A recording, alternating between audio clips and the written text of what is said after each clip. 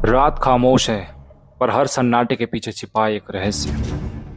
कुछ आवाजें हैं जो हवा में तैरती हैं, कुछ परछाइयां हैं जो दीवारों पर नहीं, यादों में जमी हुई है।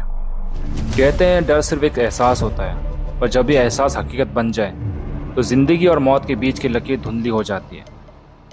यहाँ हम उन्हीं कहानियों के पन्ने खोलते हैं जो कभी किसी की जुबान से नहीं निकले, पर वक्त के साथ फाइल में कैद हो गए। वेलकम टू डर फाइल्स, जहाँ हर कहानी सच्चाई पर टिकी है। हर सच्चाई के पीछे छिपा है एक डर, और हर डर किसी का इंतजार कर रहा है। तैयार रहो, क्योंकि अगली फाइल अभी खुलने वाली है। डर फाइल, जहाँ हर सन्नाटा कुछ कहता है।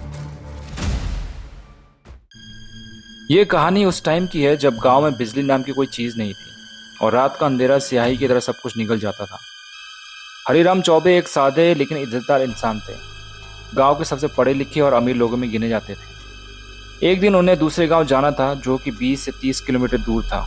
नॉर्मली जब भी वो दूसरे गांव जाते थे तो शाम को 6-7 बजे तक लौट आते थे, पर उस वक्त गांव के बाहर के रास्ते बस मिट्टी के थे, बिना किसी लैंप या लाइट के। रात को अगर कोई भटक जाए तो बस भगवान ही रास्ता दिखाता था। कहानी शुरू होती है एक छोटे से गांव से, जहां मिट्टी की महक में सादगी थी और रिश्ते पैसों से नहीं, भरोसे से बनते थे। वहीं रहते थे हरिराम चौबे, एक ईमानदार जमींदार किस्म के आदमी, जिन्होंने अपनी मेहनत और समझदारी से गांव में बहुत इज्जत पाई थी। लोग उन्हें हरी बाबू कहकर बुलाते थे। अगर किसी को मदद चाहिए होती तो सबसे पहले उसी के दरवाजे पर जाते। वो गांव के बड़े ही नहीं, गांव के आसरा भी थे।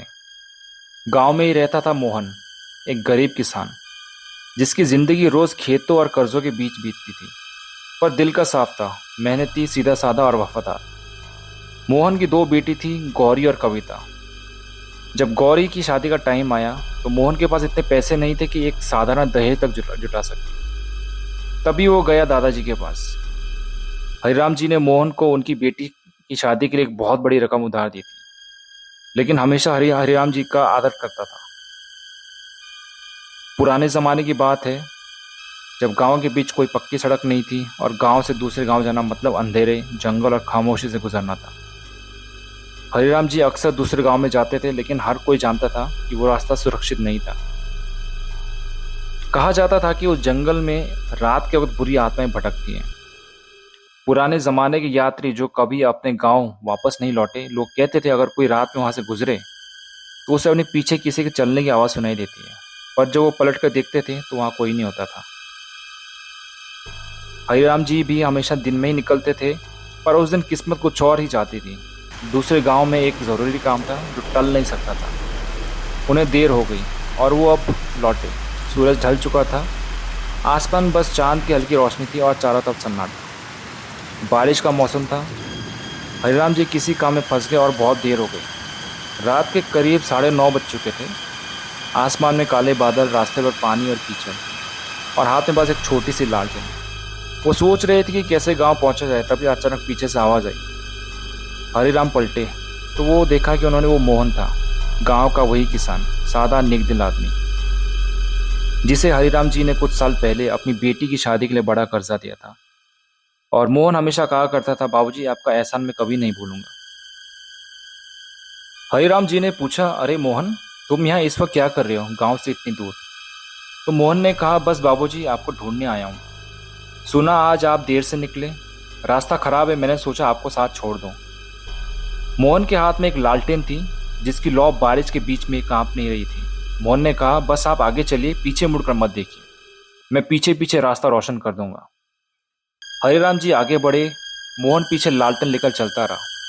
चलते चलते दोनों बातें करने लगे, फसलों के बारे में, गांव के हालात और उसकी बेटी की शादी कैसी रही, इन सब चीज़ों के बारे में। मोहन की आवाज़ में एक अजीब सी शांति थी, जैसे वो किसी जल्दी में नहीं था, बस उसे कहीं पहुंचना नहीं था।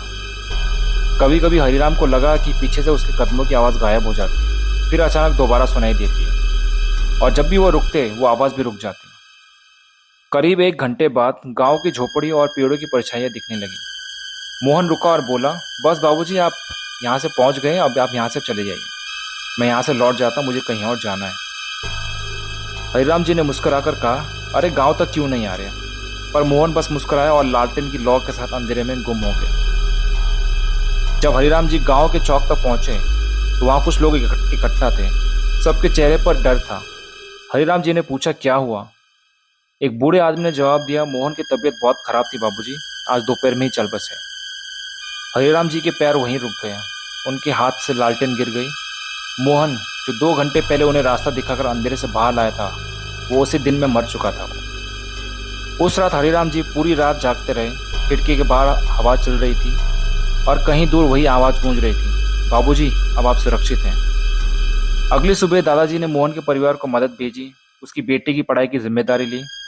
उन्होंने बस एक बात कही, जिसने मुझे अंधेरे से बचाया वो अब खुद रोशनी बन गया है। कभी कभी कुछ रिश्ते मौत से भी ऊपर होते हैं।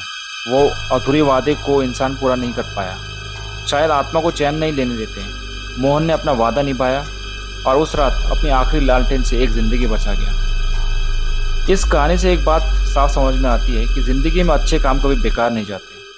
इंसान चला जाता है पर उसके कर्म, उनके किए हुए नेकी के काम किसी न किसी रूप से लौट कर आते ही हैं। और कुछ रिश्ते पैसे से नहीं, इंसानियत और एहसान से बंधे होते हैं। मोहन और हरिराम जी की ये कहानी ने साबित किया कि अगर नीयत सच्ची हो तो मौत भी उस रिश्ते को तोड़ नहीं पाती है जो दिल से जुड़ा होता है। और शायद इसी वजह से मोहन अपनी बाबूजी के लिए वापस लौटा, अपना आखिरी वादा निभाने। आप सुन रहे थे डर फाइल्स, जहाँ हर कहानी में सच्चाई की एक परछाई होती है।